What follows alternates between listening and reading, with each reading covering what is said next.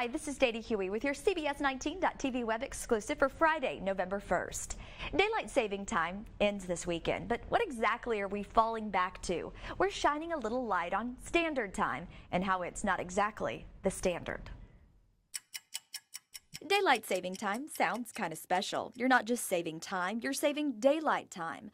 But it puzzles the daylights out of some folks why we fall back to standard time.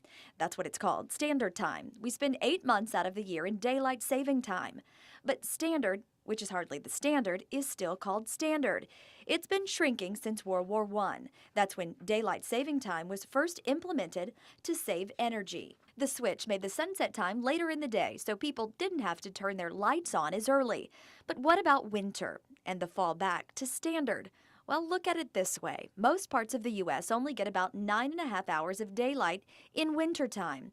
That's not much. If we didn't set our clocks back in the fall, sunrise wouldn't be until 8:30 a.m. in many places.